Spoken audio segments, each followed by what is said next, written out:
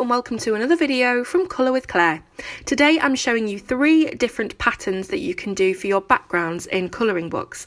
They're super simple, super quick and easy, anyone can do them and they can really fit with any kind of illustration that you're colouring.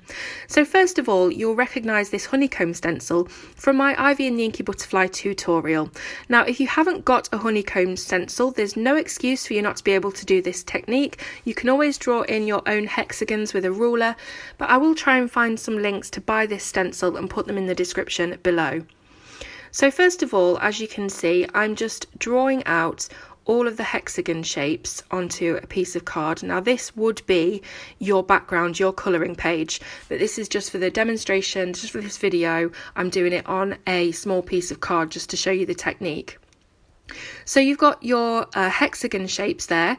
Now you're going to need to take some colours. So it's totally up to you what colours you do it in, but I've decided to do a bit of a rainbow colour type palette on this.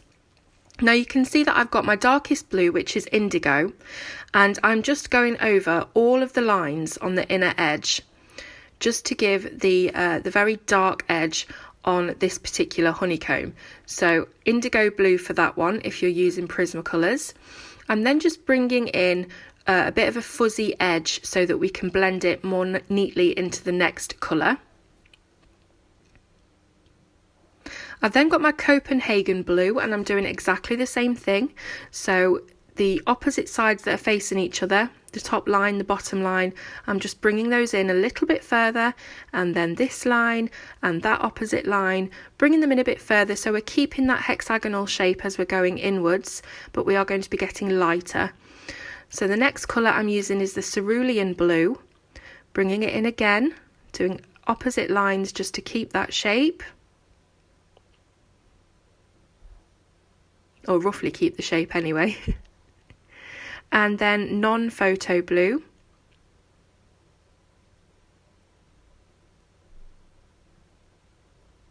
So this is a beautiful background idea for pretty much anything, but if you're doing a page that has a lot of gemstones or jewellery in it, this ends up looking really gemified. This is sky blue light just in the centre, just to make it very, very light but not quite white. I do like to leave a bit of a white bit in the middle just to, you know, give that sense of contrast. And I'm just going back in on the edges with the indigo blue just to deepen it up a little bit. So yes, as I said, perfect background for pretty much anything, but if you are doing something that has a lot of gems on it or jewellery, this one looks awesome. So I'm using a white Posca pen here just to put a bit of a highlight on the edges of the honeycomb. You don't have to do that, it's totally up to you. I just like to do white on everything.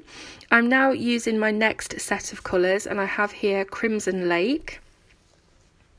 So if you have seen my previous tutorial of the honeycomb page in Ivy and the Inky Butterfly, it's quite similar to this. I did use the same stencil, but a slightly different technique for colouring them in. And obviously on that one, I only used honey kind of colours, but on this one, I'm using all different kinds of colours. This one here is Scarlet Lake. So yeah, you could do them in all blue if you wanted. That would look awesome. So you could use a limited colour palette, or you could do all blue and a few gold honey colours in there. That would look awesome. I think I've seen that done before on Instagram. Here's Poppy Red. So I'm just slowly bringing in the colour, getting lighter as we go further in, just to give that look of depth. And then finally, the last colour that I'm using is just the orange to really brighten up the centre there, because reds can look quite similar to each other, so you do have to bring in a bit of orange. Now you can also grab the white pencil if that inner dot is looking a little bit too harsh. Get yourself a clean white pencil and just go around that white central area, and it will just sort of buff out the colour a little bit, it'll smooth it out. And again, you can do your Posca line. Now, when you've done the whole thing, or almost the whole thing anyway, it's going to look something a little bit like this. So these are different colours that I've used. You can see green, purple, yellows, that's the honeycomb colour, all these different colours. And as you can see, when you've done this on an entire background, or at least on the rim or the edges of the page, it's going to look amazing. Now number 2 is very similar in concept but totally different to look at. This is a geometrical pattern. Now this is really popular around about now, this geometrical look of the triangles, the lines, very harsh lines. And also what's popular at the minute is rose gold and grey. So I've decided to fuse all of these together in this tutorial. So you can see I've just got myself a pencil and a ruler, and I'm doing random shapes as long as they're very clean cut lines all across this piece of card. Now again, this would be the background of your colouring page, so you would tailor this to fit around whatever illustration you've coloured. So just drawing these in, absolutely random. I'm not even really trying to make them triangles, I'm just drawing in lines here, there and everywhere that sort of start and stop at different angles and different points, so it does look very random and not sort of thought out or planned. So when you've got all of your lines drawn, very simple, you can come in and start doing your rose gold. Now I have a colour combo for rose gold, which is clay rose. And very similar to the hexagons, I'm doing the very outer edges first with the darker colour. So the clay rose on the outer edges with a little fuzzy inner edge to blend in the next colour. The next colour is pink rose. And again, just bringing this in, following the lines, very important to keep that triangle going as you kind of move into the centre. The next colour I've got is Deco Peach. So bringing it in, and the very last colour I'm going to use is the light peach, but I am going to make sure that I leave a very tiny white triangle in the middle just for contrast. So that's as close as I can get to rose gold with pencils. You might be able to find a different kind of colour pattern, a colour scheme that works better. I'm now coming in with the grey, and my darkest is going to be the 50% cool grey, and I'm basically just going to mishmash these together, so some greys next to some pinks next to some greys. You're basically just putting filling in each section with pinks and greys, so it's up to you where you decide to put them. But yes, the 50% cool grey comes first. We've then got the 30% cool grey, exactly the same technique, so we're coming in away from the edge. And then we're moving on to our 20% cool grey.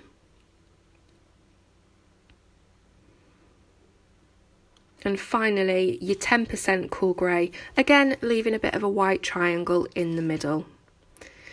Now, if you want to, it's totally up to you, you can leave it like this, but an optional extra would be to get yourself a gold pen, either a Posca pen like this, or a gel pen, or even some gold paint, and go over the lines. So do try and keep it as straight as possible. I don't like to use a ruler because often these pens are very wet and the ruler can drag the ink and it just messes up your entire page. But I just think the gold just adds something to this, and as I say, it's very popular. You can see I've continued doing it on this one and it looks really good. But as I say, you would taper this to your own illustration that you've coloured, so it's not going to go all the way, or you could do the whole background in it, but I like to just frame it slightly around the illustration rather than do the entire background, but that's up to you. Now the third and final pattern that I have got here is a bit of a checkerboard pattern, but I like to call it the Tetris pattern. And all you have to do is, well, on this piece of card I'm doing 2 lines, but you'll probably do loads more lines on your illustration depending on how much of a background space you've got to work with. But I'm doing 2 lines here all the way around this piece of card, so this will be all the way around your illustration. Obviously, I'm doing this for demonstration purposes, they're not straight, but you'll probably take a bit more time. Now I'm erasing the inner lines so that we're left with a frame that comes in at the corners. So just erasing those inner lines. I'm using a Tombow mono eraser, by the way.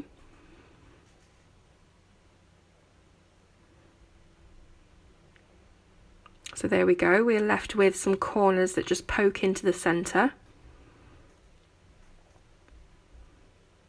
I'm going to grab my pencil back and add in some boxes, some extra Tetris cubes all over the inside of the frame that we've just erased, and then also add some very wobbly lines in all the way around the frame. So what you'll end up with is a checkerboard effect that sort of pokes out here and there towards the centre, towards your illustration. So it looks like some bricks have been knocked out, and that's where your illustration will be, in the centre. Again, you're going to take your time doing this. I'm just doing it super quick and making a bit of a mess, but this is just to show you how it's done. So I'm adding in all of those bricks, adding in a few poking out. Now I like to do this with one set of colours, so for instance all blues or all greens, but lots and lots of different shades of that colour. So I'm just erasing a few more little boxes where I see fit and going in, I think with greens this time. So I'm going to take first of all my dark green, and I'm going to do one of the borders of the cubes. This tutorial deals with using the border blending technique, so you're going the border for the darkest colour and then inwards with your lighter colours. So this is grass green, and then using spring green, and maybe finish off with a little bit of yellow chartreuse. We've got maximum contrast on this one, really dark to really light.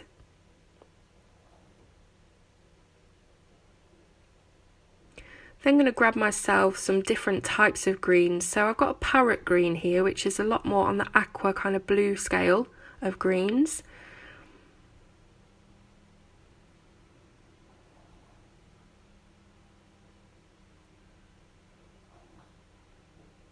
I'll then bring in the true green, because that blends really nicely into parrot green, and this is a great opportunity to use my Prismacolor combinations chart, which I'll link to in the description, so that you can look at loads of different combos of greens.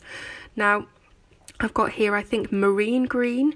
It's a very mossy kind of green, a very olivey kind of green.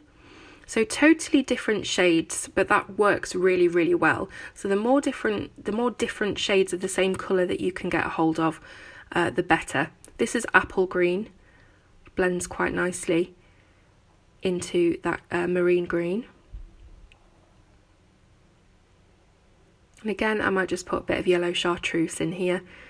But you can play around, use as many greens as possible or as many blues as possible, whatever, and just fill them all in. And you'll get something that starts to look a little bit like this. Now, if you look at the thumbnail of this video, you will have seen them completed, or digitally completed anyway, so you can see the real effect. But I really hope that you've enjoyed looking at these 3 different ways of creating patterns for your backgrounds. Let me know in the comments what you think. If you use them, tag me on Instagram or Twitter or anywhere. And yes, thank you for watching. I'll see you soon on Colour with Claire.